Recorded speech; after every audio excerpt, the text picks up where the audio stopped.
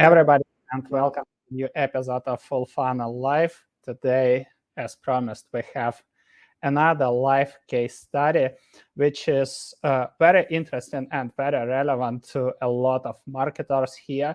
It's all about marketing and selling to technical audience that is not active on social, audience that is skeptical to marketing and sales activities.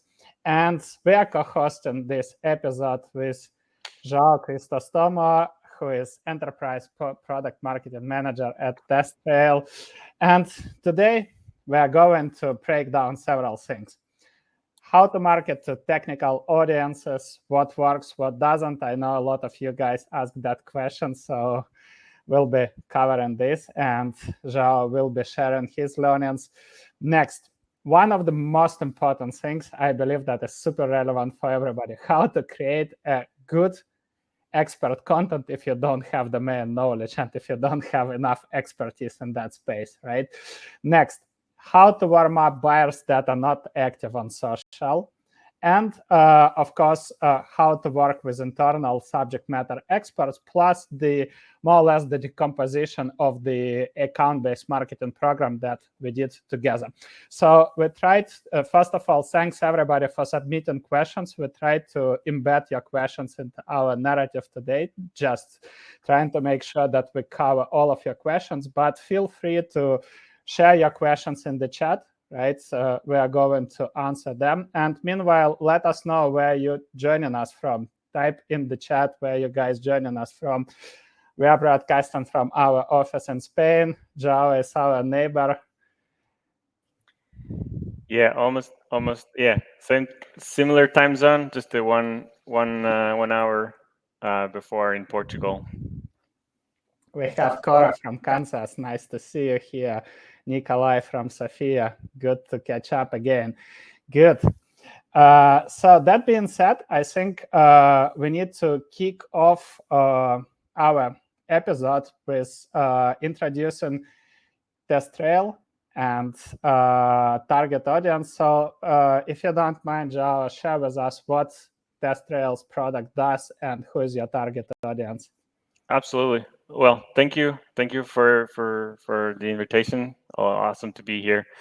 TestRail is a leading test management tool. What that means is a dedicated environment for quality assurance, quality engineering teams to collaborate and have a centralized place for all the testing activities. So the audience, and it's highly technical, mostly engineers, and like I said, quality assurance. Depends on how the background, but it's mostly engineering or analysts, a lot of technical products, product owners. So that's mostly the bigger chunk of the users in our platform. And I remember also very important decision makers being software product leads, development leads as well. So a lot of developers, a lot of very technical people in the audience. And by any chance yourself, you don't have technical background, you're not a former software engineering professional like myself, no? No, not at all. Not at all. Pure marketing, some marketing. Marketing, some experience with business development. But yeah, with TestRail, main audience is technical, like up to heads of engineering and CTOs as well, because they are the ones who, maybe they are not the ones who live every day in and out on the platform. They are the ones who read the reports and need to see, get the overview of what's going on. And sometimes also the ones who actually approve the deal. So with that being said, having such a technical audience, and what would you say, like from your own perspective as a marketer who doesn't have the audience, like what are the main challenges that you see and you have experience in marketing and selling to such an audience? So not having the engineering background is a very challenging position to be in, because even our brains think differently, right? and there was some adjustments there to be made. But and specifically in quality assurance, we're talking about a very skeptical by nature, and sometimes even undervalued, because they could be sort of the undervalued position as opposed to a software engineer. Sometimes they would even be in the position of not having decision-making power, right? So really rough. I think probably in all of my marketing career has been the most challenging audience to cater for. And yeah, it took a lot of experimentation to get to where we successfully were marketing to them. I don't know if I answered your question though, Vlad. And I would try to kind of break it down if you can name, let's say, 3 specific challenges. One of them you mentioned, they're skeptical, basically, which means they don't want to talk to marketing and sales people, and especially to people who are not their peers and who they assume they don't understand their challenges. They don't understand what they are talking about, right? Yes. So let's present this as the number one challenge. The second one, which we discussed, they are not active on the platforms like LinkedIn, right? It's not like selling marketing product to marketers, right? Who are hanging out on LinkedIn, or sales products to salespeople who are hanging out on LinkedIn all the day long. So these two, aside from this, what are other specifics or other challenges that you could mention just as a specific challenge to when it comes to marketing to this specific audience? The other third thing, I don't even know if possibly even the biggest one, is their buyer journey is so varied. It's so different. It involves a numerous amount of roles, and all of them have this sort of framework, so to speak, that they don't attribute any credibility to anyone that's coming from outside of the role or from the industry.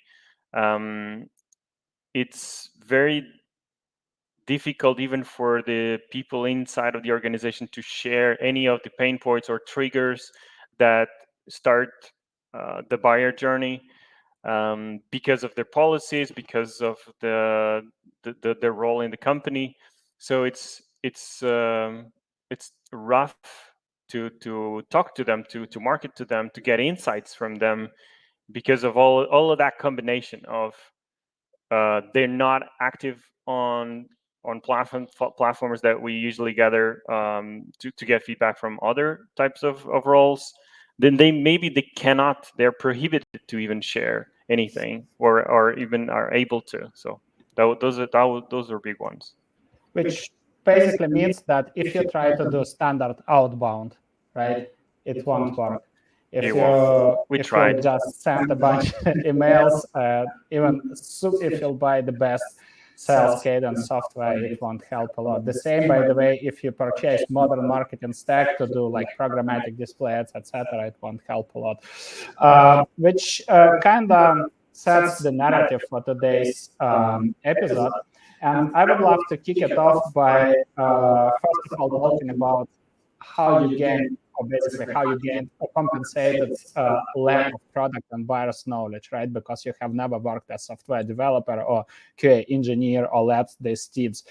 Yet you were able to generate sales opportunities, and I don't know if we can reveal this. You decide the more or less the value of the pipeline, which is huge, right? So we have several questions here. So the first one, can you navigate us through the steps you took to acquire the domain knowledge, and basically how did you compensate the lack of knowledge? Right. I mean, I would start with the ability to be really curious.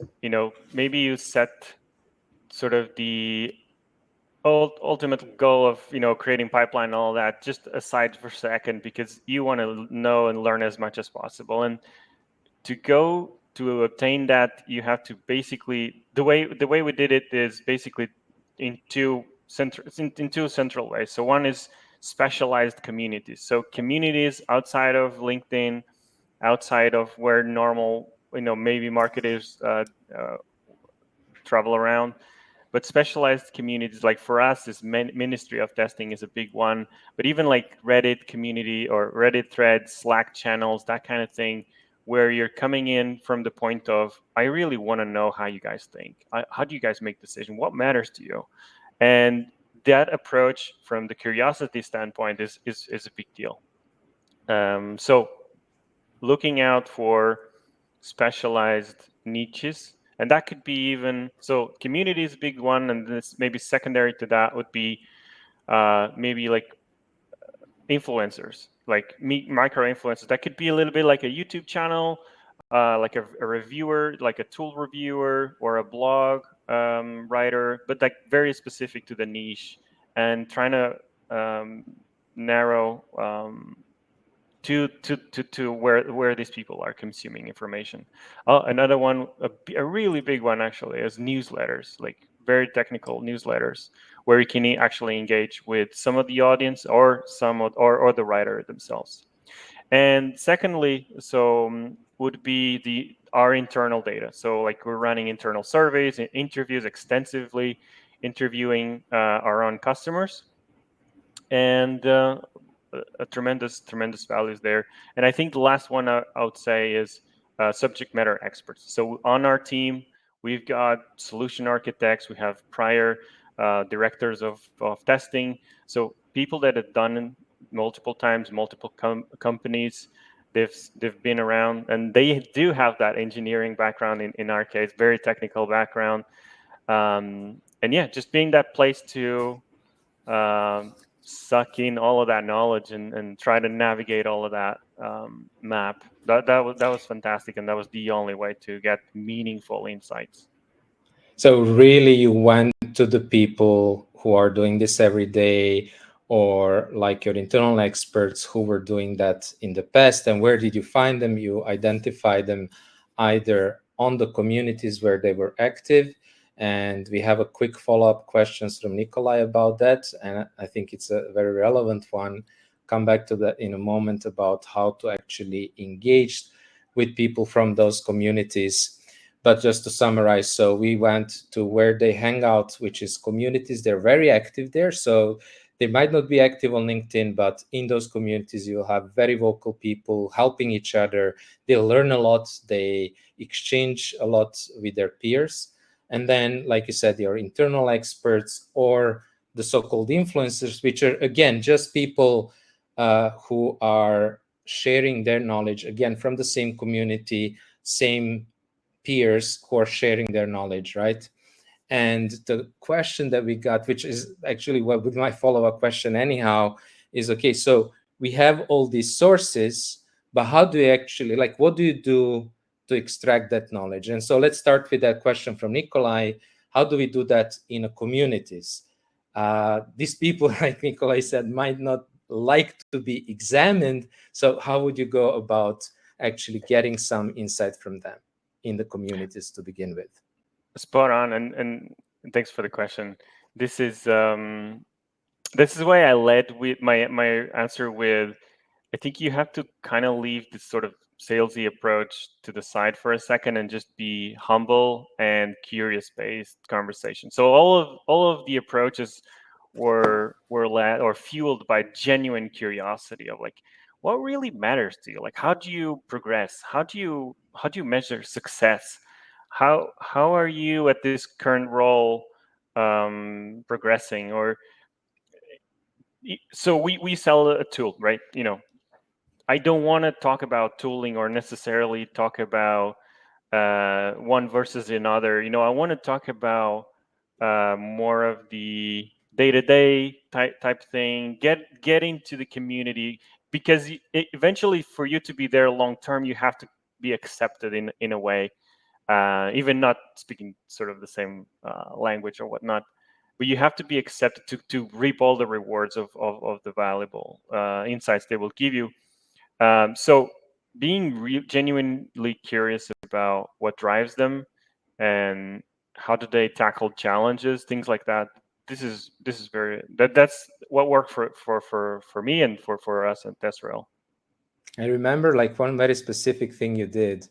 I remember we sat together with your internal experts expert, and we interviewed him about the biggest challenges that they faced in their past as a QA leader, and what are the main priorities and things like that that we wanted to know, right? And then I think I remember you taking some of those topics and just going into the community, being very open and sharing like, hey, you know, we spoke about QA metrics, for example, which was like one of the topics. And I don't have that background. I don't have that experience. And yet I'm here as a marketer in this company and have to create content about it.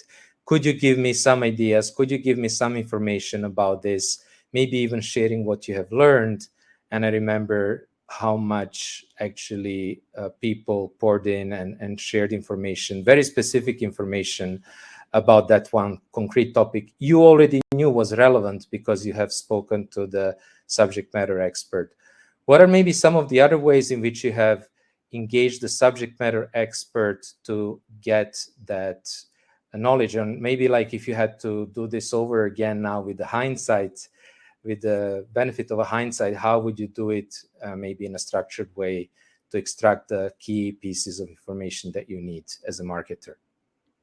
I mean, that was a winning strategy for sure. Going to the subject matter expert and like, okay, so what matters? Like, what type of question can I go and engage the community with that you're not making a fool of myself? That is a big deal, right? I mean, and if it's a working recipe, I think I would definitely double down on it and just keep probing those questions. They gave me a lot of sourcing material. Anything else? I think these communities are really rich, and if you navigate on them, you start to create these little clusters of subtopics, and you can just try to just maybe navigate it one level deeper, or level deeper into specifics, just to, in a way, to get in, start to learn the lexicon, be accepted, that kind of thing, and then keep expanding and be participating in the debates. Like I said, I don't know, I don't want to beat the same drum again and again, but it all fuels from genuine curiosity, and I think that's very helpful while, you know, being the marketeer, or being in charge of the ABM program, being the marketeer that is like genuinely wanting to build or to belong to the community and truly understand, because eventually the product has to deliver on all of this, like the metrics that you're mentioning, or the goals that they want to achieve. Like if I can't, if I don't know what they're coming from, what their goals, what motivates them, I don't know if the product is even going to be a good fit for them. So all of those things, they make sense. And continuing the topic of involving subject matter expert, right, and collaborating with him, it not only helped us to understand jobs to be done of our target buyer personas, right? Also, we realized that we need to involve SME to craft the entire program, right? We tried to narrow down our focus, develop a more, let's say, narrow version of ideal customer profile, then selecting the right accounts, develop the right program with the relevant content and messaging.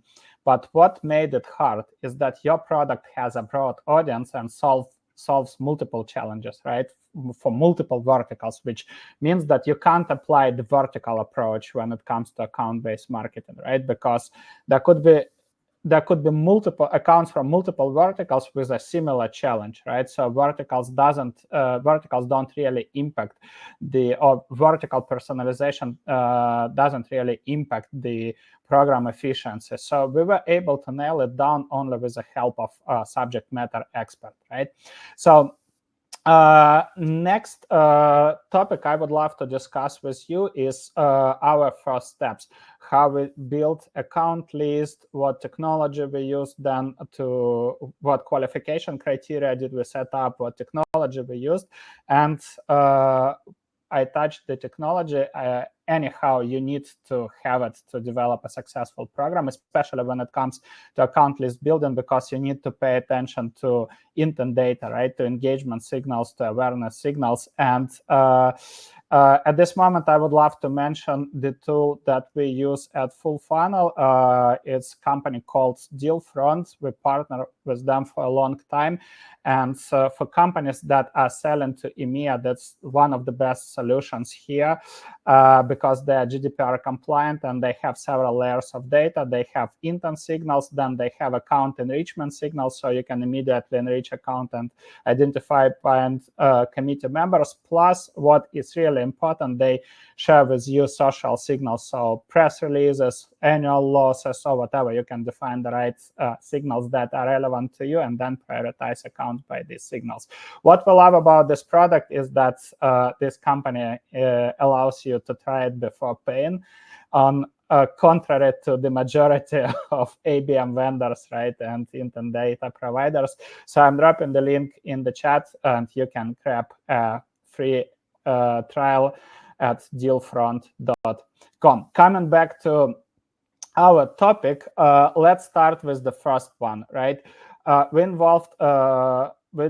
We identified that it's essential to involve SME into program planning, right?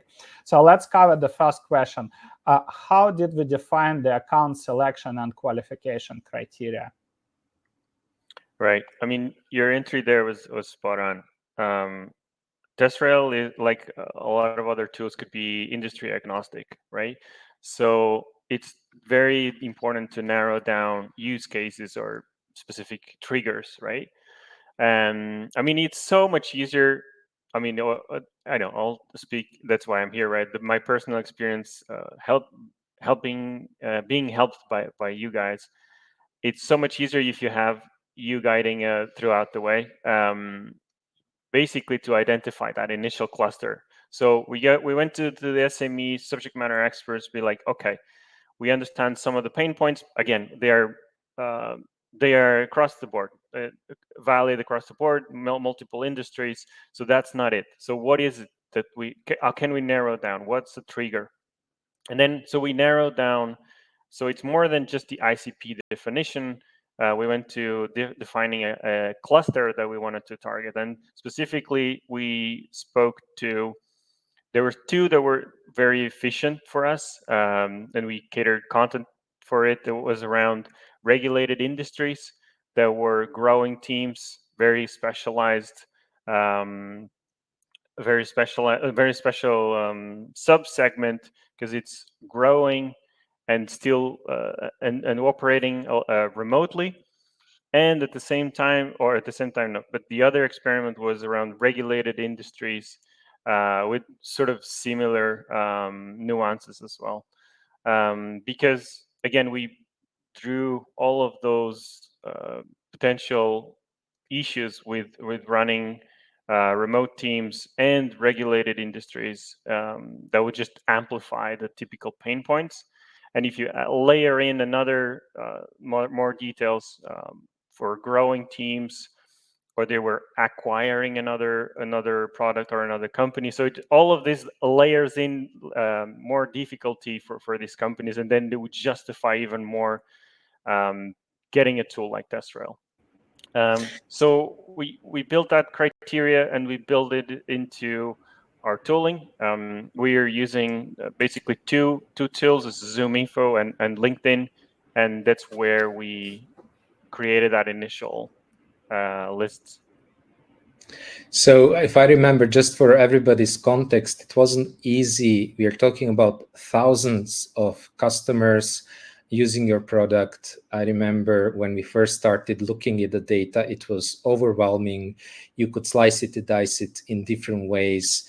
We first tried to break it down per industry, but then this, in some cases, it kind of made sense, but it didn't make sense from the perspective of the actual product use case, because like you said, you could have the exact same product use case in different industries. So this wasn't as helpful as we wanted. And then, like you said, we zoomed into on specific industries where we knew that the pain, the quality pain was much, much higher, such as regulated industries where they can't really afford to make a mistake, or the whole paper trail needs to be so much more detailed, and the need for a tool like yours is much higher.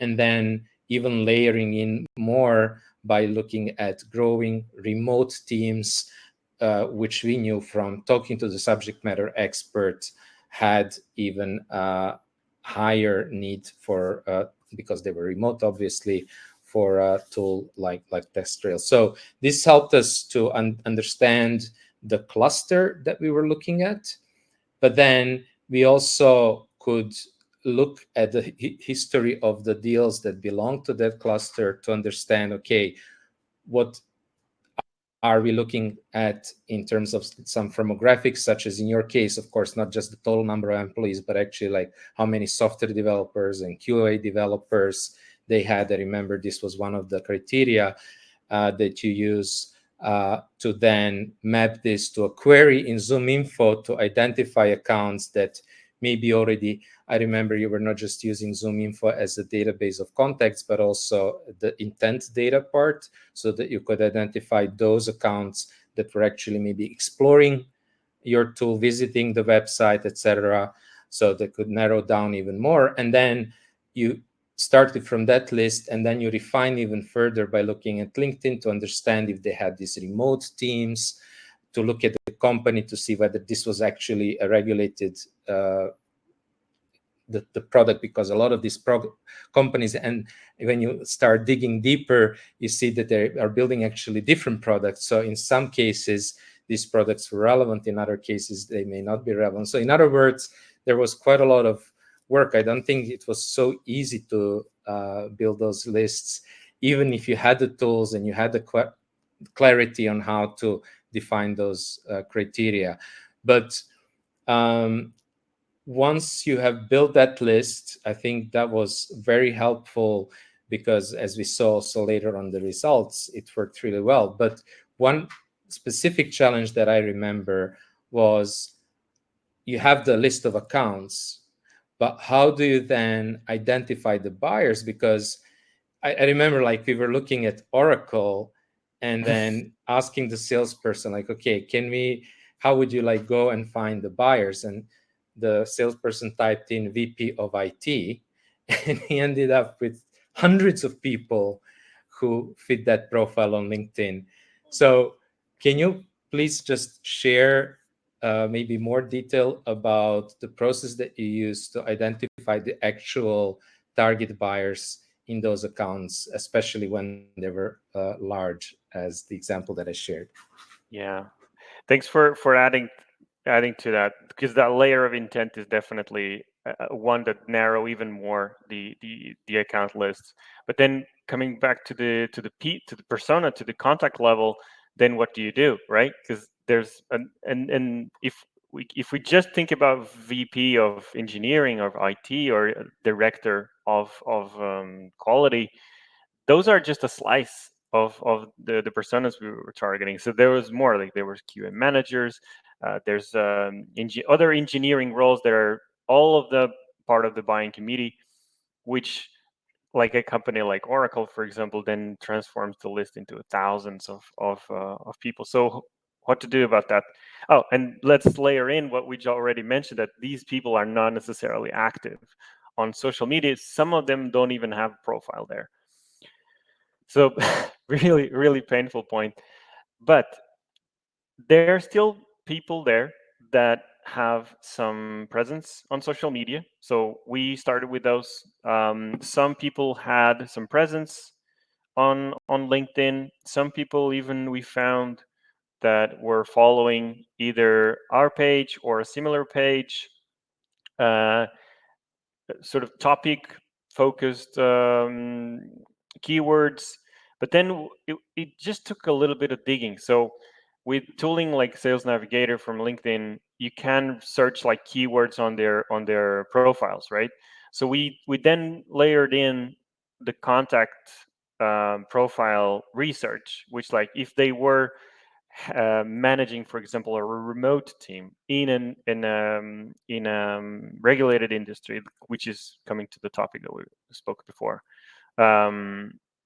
It just layered in, okay, this person actively speaks of this, or it's part of their resume, so they have experience. They will definitely be more prone to talk about this. So another layer of super refinement to the contact level. That was very useful there. And I think what is really important here is to highlight the most common mistake. A lot of teams say, hey, we identified or we prioritized list of accounts. And maybe they even defined qualification criteria, which is not the case in most cases. But they end up with list of these big logos, right? Enterprise organizations. And then, like, I think one of the biggest mistakes is not doing this granular research, not defining the right buyer personas, not defining the exact people who are in charge of jobs to be done that your product helps with. Or if we focus on specific cluster or basically use case, right? People who are in charge of that use case, which means that then by default, people start targeting these organizations with messaging and content that is not relevant to, like you said, thousands of people who don't even care about that messaging, right? One of the biggest enterprise mistakes. And that's marketing. Marketing, okay, can say we are doing targeting, we are helping sales that way. But guess what happens to sales next? How they are supposed to engage with thousands of people. Right. The only one way is just put them into automated outbound cadence, which we know sucks, right? Unfortunately. That even gives me goosebumps just to think about it. It's because we know how damaging that is to reputation, to your energy, to your confidence. But again, if you layer in everything we just said, right? So you have, if your LinkedIn profile says sales or marketing, and you're approaching someone that doesn't want to be targeted, doesn't want to talk to another human, even. Initially we had a lot of that feedback, like, oh, I don't usually talk to much people outside of my group, and which is fine.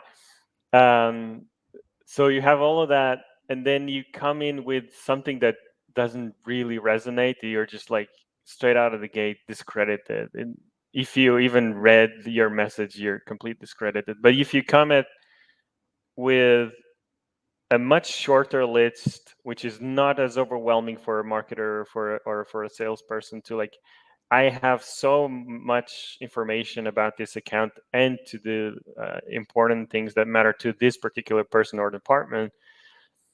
I mean, you could still be wrong. You could still be about timing. You know, it might not be the time or even the person, but you won't be like, okay, this guy has no clue what he's doing.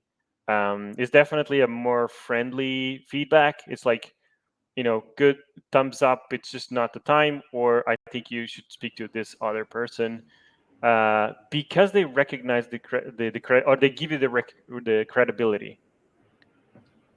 So let's move to the meaty part of this episode, which everybody is interested in, right? What exactly did we do? Obviously, we needed to have this conversation about the strategy and challenges just to come down to specific programs, specific activities. I saw that several folks asked that question, how did you involve sales? What sales did in the program? So just to address this question beforehand, this program was executed with a very little help from sales. Just to give you the context, right? To understand then how the program was structured and why it was structured that way. So as we spoke, we involved subject matter expert to help us to plan the program, to understand what would be the right ways to engage these target buyer personas because he spent 15 years in that role, and he basically explained to us how he would like to be marketed to. So can you navigate us, and can you please share the key warm-up, nurturing, and activation activities we did in the program? Yeah, I mean, with hindsight, it looks all so clear, but at the time was super overwhelming. Like you said, it was basically me and a subject matter expert, which I super value, right? But you guys you just have this battle tested blueprint that just makes everything like break it down into chunks, and it makes it very easy. So we basically so I ran some interviews with subject matter expert that basically produced content pieces, whether like some video snippets, or there was that turned into a LinkedIn post or a community post, led to like, what do you guys think about this? So basically collateral, like content collateral based out of interviews from subject matter experts. So like I didn't have the knowledge, but I had someone in-house willing to share.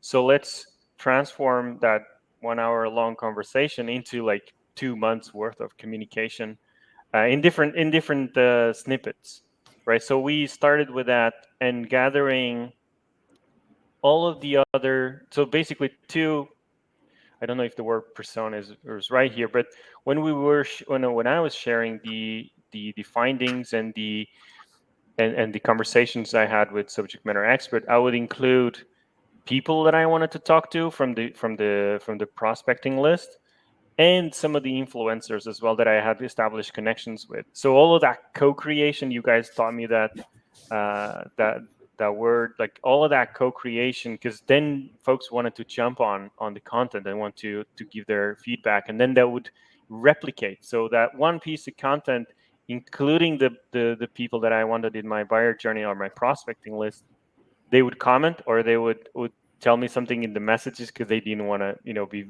exposed to like, oh, you're on LinkedIn. We had those. But those comments, even though I didn't use their name, whatnot, they just fueled that exploration and that deepening of the connection, and exploring what similar people in similar roles and clusters, right? Like we mentioned before, we're thinking about.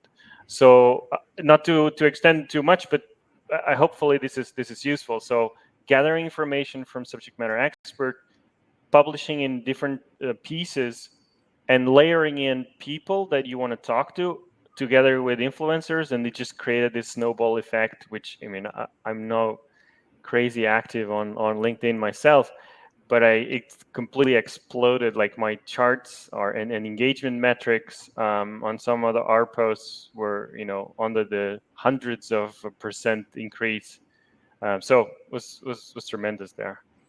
So I think it might be helpful just to help connect the dots, right? So we said we looked at the different deals that we made in the past. We zoomed in on the regulated industries, on the remote teams. We spoke to the subject matter expert to understand what were the specific challenges that teams, let's say QA teams, had in those industries when they had remote teams. Then you interviewed the subject matter expert about these challenges, which was, so on the one hand, we knew that this is going to be very relevant to our cluster of target accounts, our ICP cluster, and you actually got the knowledge extracted from the subject matter expert about these topics. You got the knowledge extracted from the community about these topics. You got the knowledge extracted. I remember the quote unquote permissionless co-marketing, where you were just like taking a topic that is relevant for the cluster and then finding the influencers' posts and combining that all in one post that you would share, that then would explode on your LinkedIn. And by the way, I think for everybody's context, you were not connected before that.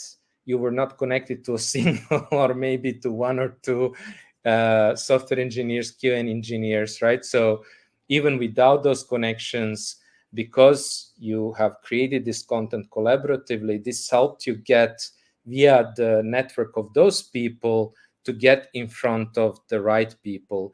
And as they started engaging, LinkedIn took that as a signal to show it to others who are like them. And this is how you actually created a lot of awareness about it. And I wanted to mention, I think maybe there was one other piece that was important in the nurturing process, in the content process, and has very much to do with technical audience. And we spoke about how is it difficult to market to the technical audience. But one thing that is really that is a big opportunity with technical audience is they're always looking to make things better. I remember that's something that you came to that insight, like they're always, like, they're engineers, they're always looking to improve things, they're always looking to make things better. So in other words, they're also always learning. They really enjoy learning from their peers, which was driving a lot of that engagement.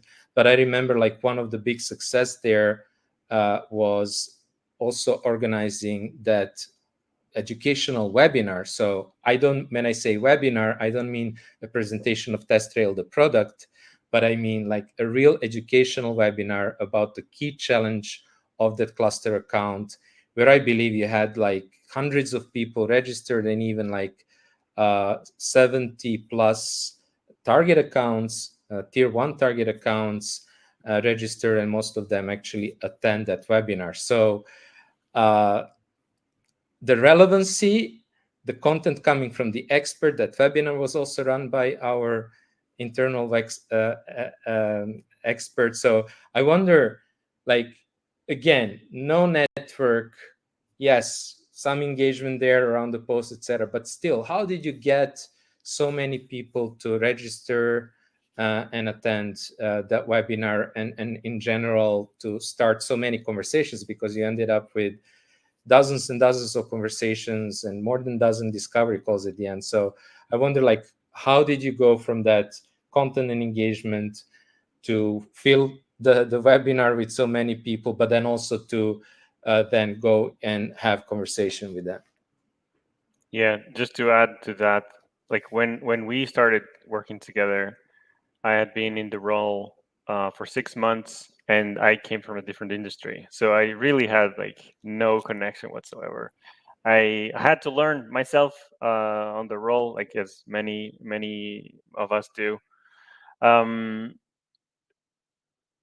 how does this transform into such a huge event? That's good. That's an awesome question. So, and I think it comes to one of the questions on the chat as well. I know, Andrea, maybe you're picking up, but I think it's to exactly covering by Vlad's question is like, how did we distribute this?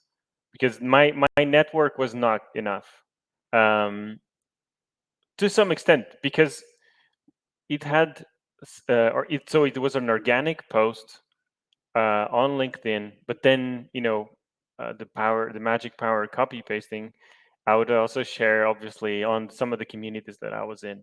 And I think the nature of that you were speaking to, Vlad, it's learning. And like, how does this, it's very specific. It feels like I'm alone in the universe with this specific challenge, but there's this subject matter expert with 15 years advertising this uh, podcast on just those, solving for those 10 specific points. And I think because you went so narrow and went from the standpoint of curiosity and really genuinely wanted to provide value, it just spread a lot through the peer-to-peer conversations, through the internal channels that we don't have access to, so we don't have metrics to see. But we had a lot of engagement on LinkedIn, and then because we had that initial validation, the company, so TestRail, promoted it internally as well to the pool of customers, or already customers, and that was another validation because we had hundreds of people attending the webinar. Again, not product focus, but then that led to opening up conversations that were so to some extent not even expected. But to maybe even more specific to Samantha's asking, if there was a specific account or a specific pool of people that I wanted to really engage, I was sending like a one-to-one message to these people. Like, I think this is of value. Again, not product pitching, none of that, but I think this is a value. We've been speaking to subject matter experts, and we are gathering more intel here, and then I would distribute this on a one-to-one basis. Yes. And I would love to add a few more things that that communication was regular, what was really important. So you did content collaborations. You didn't pretend that you expert that knows everything, right? A person who asked ChatGPT, pretend you are QA leader and tell me what content should I share on LinkedIn. Oh my. Obviously, you were Kahneman, and you said that we started this thought leadership, but we basically want to create user-generated content, right? So it's like peers sharing with their peers. So that was a pool of questions, but at the same time, these questions gave us pretty good insights on what's happening in the organization. They were like challenge validation questions, right? Somehow from their answers, we could figure out if they have a relevant challenge that helps us to personalize our next actions, right? And these actions were, because on the surface, it could look very simple. You come to LinkedIn, you post, and then you post something on communities, and then you do the webinar, and magic happens. You have like multi-million pipeline, right? But I just wanted to emphasize on it. There were a lot of tiny actions, and then there were, even with the webinar, by this. First of all, the topic was very narrow and very relevant to specific jobs to be done, right? Next, when people were signing up, or you were inviting manually some strategic accounts, right? When they were signing up, you were asking, hey, like, we have a person who spent 15 years in your role, right? What is the number one question you'd like to cover on the webinar, which again gave a fantastic narrative, right, a fantastic foundation to create the relevant narrative for our SME, right? He wasn't talking about the different things he had in his head, but basically next step is covering all of these questions on that webinar, which again gives you an opportunity to pick up specific snippets from it and proceed with the conversation, right? And there were multiple other activities in terms of how to proceed from that engagement to opportunity creation, which we can kind of maybe cover a little bit later. But just wanted to highlight that there were multiple tiny activities that kind of influenced that program. And one thing that I would love to ask you is, we see this challenge very often. A lot of companies shut down ABM programs in few months just because they don't see immediate revenue. Everybody wants, like, okay, we start new program, but I don't know what's the reason, but whenever account-based marketing or demand generation for companies with long sales cycle shows up in the agenda, everybody expects that millions of revenue would be coming in the first months, right, when you start from scratch. I'm not talking about all the pitfalls of developing ABM, including sales buy-in, involvement, etc., right? But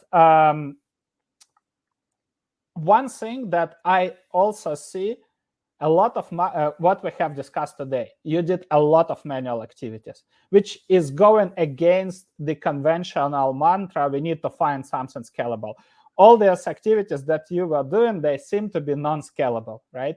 And when you share this, and actually if everybody would pick it up and share with marketing and other marketing peers, right, and sales teams, they might be scared by the number of these, let's say, manual activities that seem not to be scalable. And of course, they are scared that the program won't pay off, right? What if we'll invest all this time to do all of these things and the program won't pay off?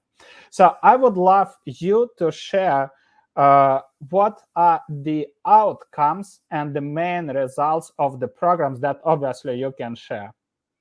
So Right. just to kind of address this concern. I love the question because it feels like it's across the board life as well. Like we were looking for the shortcut for that one thing that we do really fast that brings in all of the results. But yeah, I think it was across all the iteration, all of the the multiple actions that probably don't necessarily scale, guided by you guys, that deliver the results. So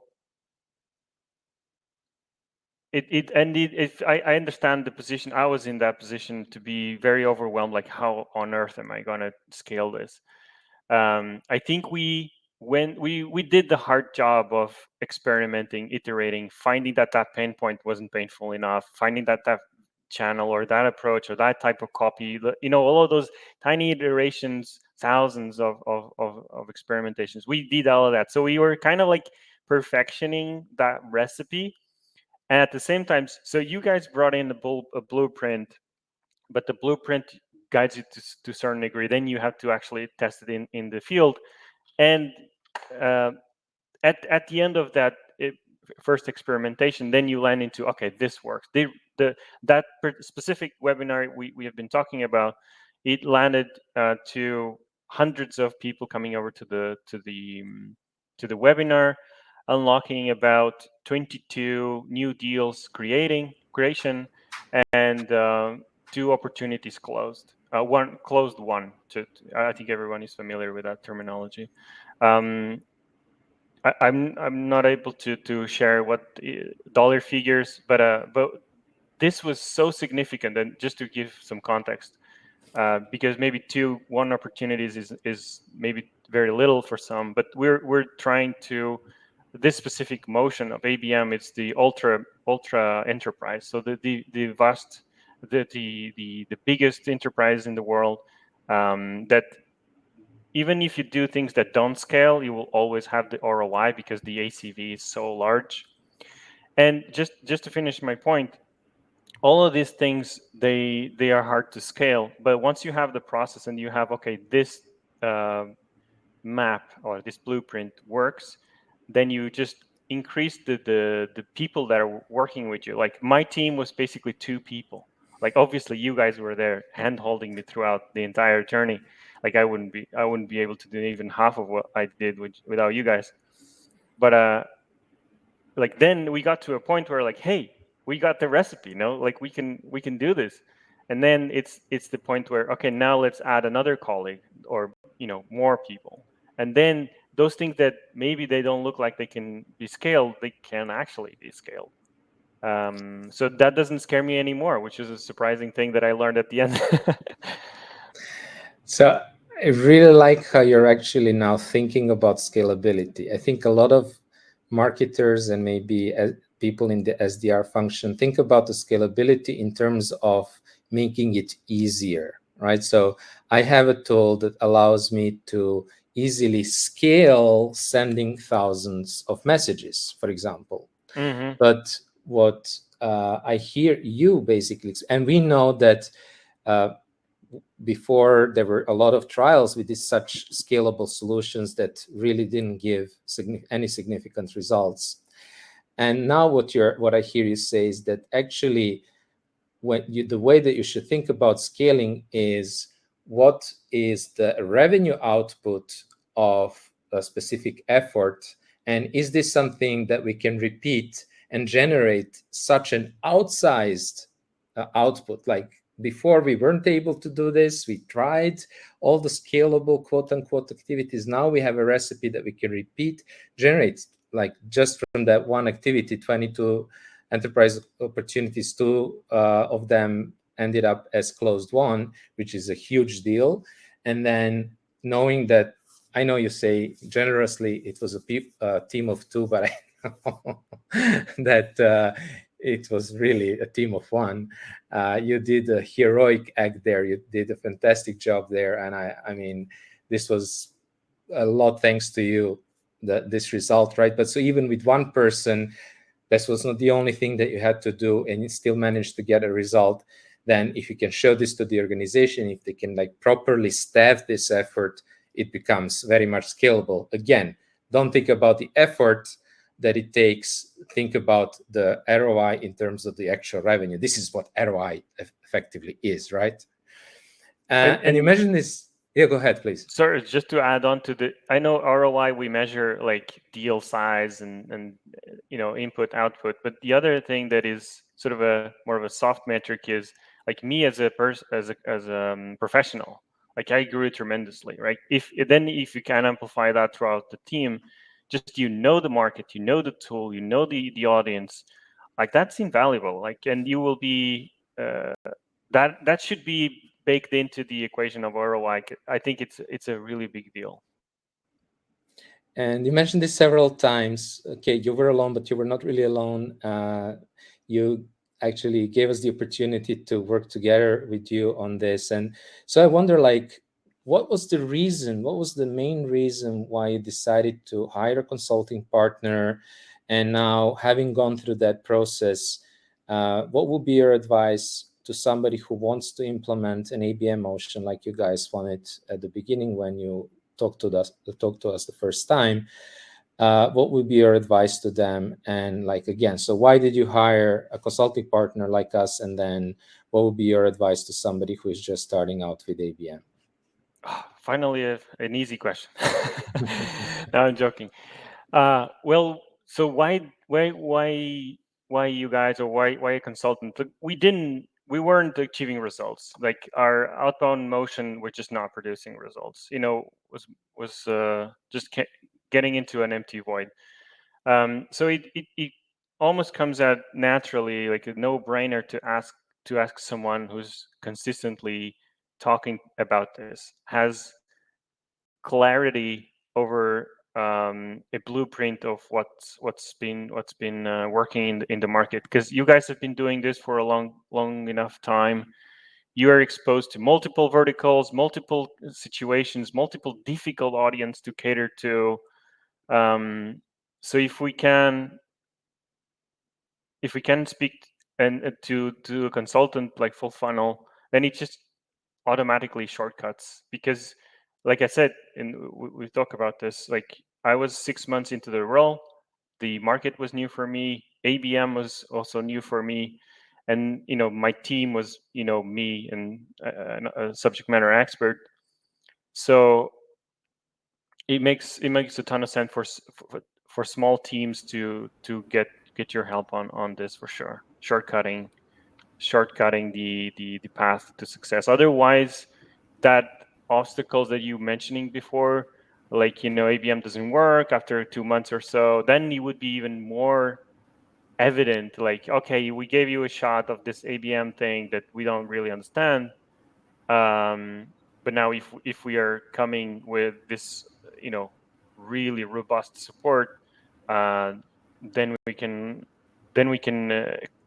showcase what's the effort required, what are the paths the path we took, and yeah, much easier to make evident of what was the whole motion about. So if I will summarize everything, it's all about having a proven process and shortening time to value while avoiding mistakes and guesswork, right? And second, also for the marketing team, especially gaining social capital, gaining internal power, right? Gaining this credibility, not just being treated as in many organizations, marketing unfortunately is being treated as cost center or arts and crafts department or non-revenue generating department. I mean, this is the reality, unfortunately, right? Especially in the sales-led or lead generation organizations. So I would love to touch one more thing. I mentioned in the beginning that this program was, and Vlad already said this, without or with very little help from sales, right? Now, at the end of the program and in hindsight, where do you think sales could help and how that could impact the program, right? Obviously, hypothetically, because there were a lot of questions from folks how sales could help, what they could be doing. So having this experience, how do you think sales could help to what's the functions they could maintain in this program and how that could amplify the results? Yeah, that's exactly their role, is to just augment this, because like what I'm doing is not marketing exclusive. They could partake in everything from the interviewing, the subject matter expert, to this, to distribution, to the just doubling down on all of the once all of the criteria is set in motion, and we know, okay, we have this, we're tackling this specific problem, okay, and then we go through the research to find the people. Then all of that distribution and engagement can be completely augmented by just another team member. I think it's the most difficult thing could be potentially the mindset shift.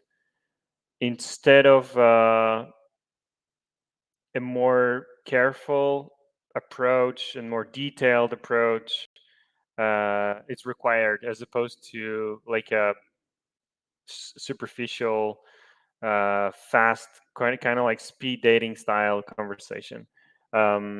It requires a little bit of a different mindset, but then definitely have another pair of hands, as talented as a salesperson, then would be fantastic. Let's pick up one more question from Cora. I realized that we needed to cover it earlier, but I mean, we can now cover the questions from community, from our community, because this question is about communities as well. How do you find these technical communities when a lot of them tend to be private? There's a lot of digging around. But subscribing to newsletters is a big deal. So newsletters will often mention, like, I learned this, and I think it's what Vlad was mentioning earlier on. I think technical audiences do tend to, like, okay, I want to learn more because I have this specific tiny use case here. Like, how did you solve that pain point? And there's a lot of peer-to-peer sharing. But trying to shorten my answer, newsletters were the pathway to communities, and then getting access to the communities, I think, helped. I don't know. I can't speak if I was in a sales role, but as a marketer, it helped getting into the community, not having to necessarily lie about who I am, but coming from the standpoint of just genuine curiosity, like, okay, what you guys are about, like, what are the topics here. And I didn't have any barrier. I got in on all of the communities. Even they were private. They some of them even ask you, like, how many years of have you practiced engineering, that kind of thing. And if you said none, I mean, you would. There was one specifically we'd had to, like, get on a semi interview. But I mean, it's doable. It's very doable. So much easier than you think, actually. Just do it. After initial digging, I think, is the most difficult. But once you get in, you also learn about others you can ask. You learn from the newsletters, and it's easier to get in than you think. The communities are there to learn, and that's why you were there. You were never there to pitch, so that helped a lot. Yeah. And just wanted to, before we kind of try to wrap it up, just because I know people need to log off. Before everybody logs off, if you can just share with us, what did you think of the session? Did you learn something interesting? You can just give us a thumbs up or thumbs down if you prefer that. Let us know what you thought before logging off. And just in terms of wrapping up, I know that you have also been doing this work in product marketing for a while.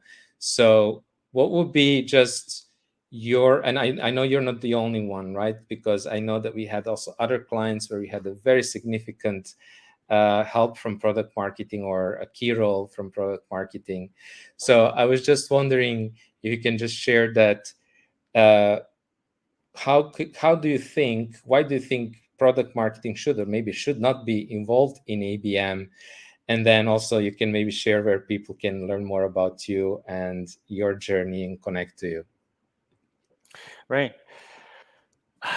So from personal experience and from looking at my team members, other product marketers, I think it's innate to us that we're very curious, and our main goal is to communicate, right? It's the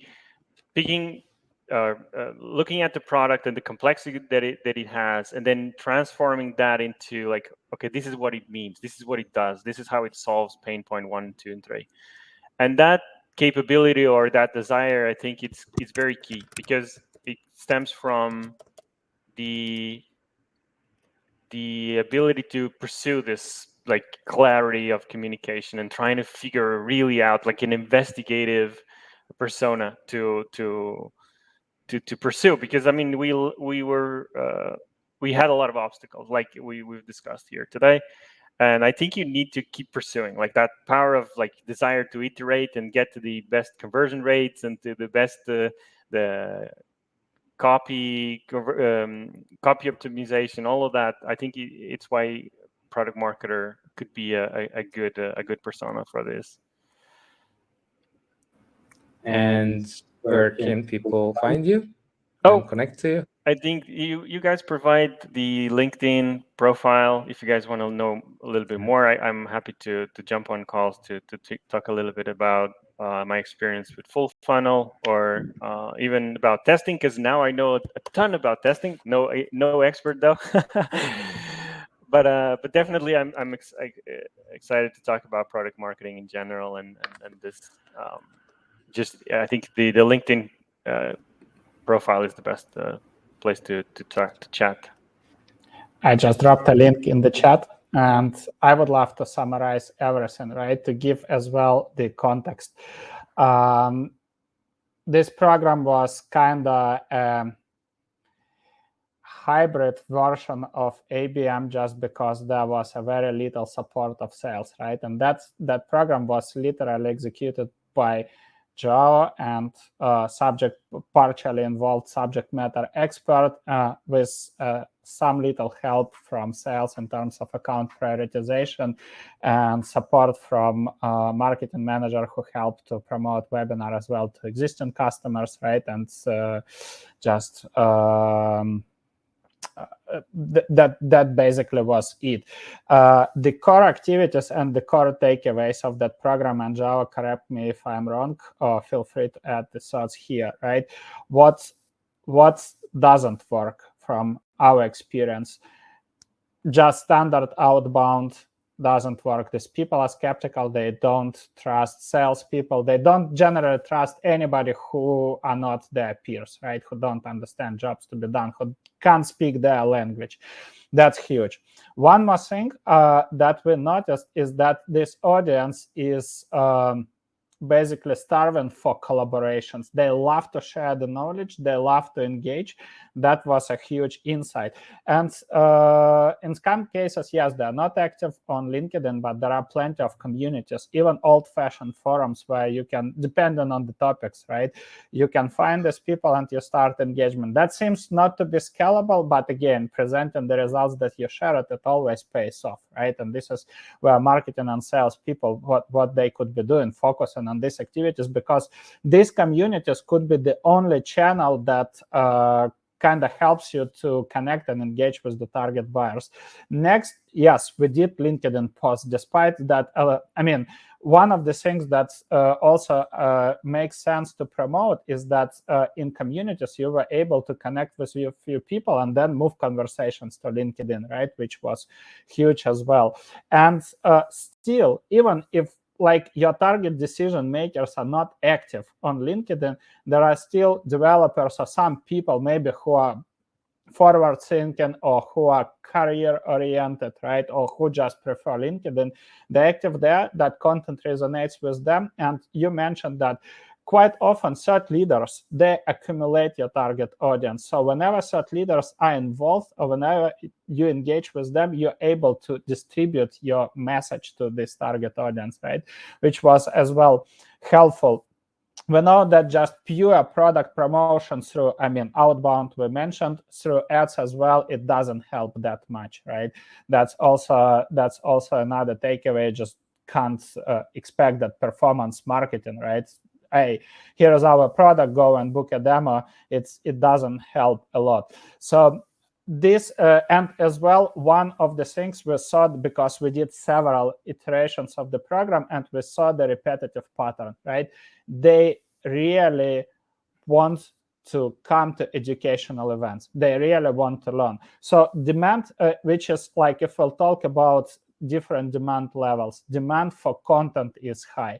demand for professional content shared by their peers. But the key point here that if you invest into these types of events, not product pitching, not even product mentioning, right? But talking about processes where obviously your product, if they don't have these processes or they have broken processes, your product won't help. You need to help them establishing these processes, and then your product becomes a central part of these processes, right? That's the key. And this is what these webinars were all about. That had a huge impact. And these events, they were basically amplifying the content and the outreach and the engagement around this, right? Which means that the entire outcome of this, you need to change your mindset from pitching or finding accounts. You can't find really the buying signals in a sense. These accounts have this challenge that is visible on LinkedIn, so we can pitch them. It simply won't work, right? But a lot of engagement in a sense that we have described this can have a huge impact. And quite often, even non-target decision makers, not VP of IT, not CISOs, etc., right? Lower grade employees can pick up the narrative, check your product, and then present it to the target decision makers and sell your product internally, right? This is a repetitive pattern. Or they come to the webinar, because then you have different conversations based on the level of awareness and previous engagement. And based on this, you can personalize the next steps for them. And quite often these people, they become aware of your product that way. They understand what is not working or what can be optimized in their processes, and they come up with the suggestions to their team leads who are not active. So it's not direct influence, because I know a lot of people are looking for a silver bullet. Okay, how can we directly influence people if they are not active, right? Like, what should we do? But this is one of the particular ways, indirect influence through different buying committee members, quite often even people who could be power users of your product, right? They come and they present the solution to the rest of the teams. Let me know if that was a good summary, if you would add something else as well. No, that's it. Very, very complete. Just wanted to reinforce that, yes, we did not spend anything on ads. That was another thing, again, on not scalable actions. And definitely we talk about the top-down approach, the bottom-up approach. Like, we don't know really who has the power to come to the team internally, influence. So you got to cover the decision makers, but also the people at the front lines using the tool, and they will be able to influence the purchasing decision. So looking at all of those possibilities was very key. Everything else you mentioned, spot on. It's been a pleasure. Well, thank you so much for being a part of this and sharing your experience and the details of the program. That was very generous, and really appreciate that. And thanks everybody for attending live, and anybody who's listening. And we will have one more live session, a live case study next week, and it will be a very special one, because we are going to actually host a former VP of sales who worked for a client that we worked on a program. So you will also hear from a different perspective, from a sales perspective. And I know you will love it, because he did some really great things you don't see a lot of salespeople doing. So see everybody in the next episode, which will be the last one before taking the summer break. It's getting hot here in Spain. We have to really take a siesta at this time. It's not fair anymore. And thanks everybody for watching and listening. Thank you, João, and hope to see everybody soon. Thank you so much, guys. Thanks a lot, João, for joining us. Have a great rest of the week. Cheers. Bye-bye. Thank you.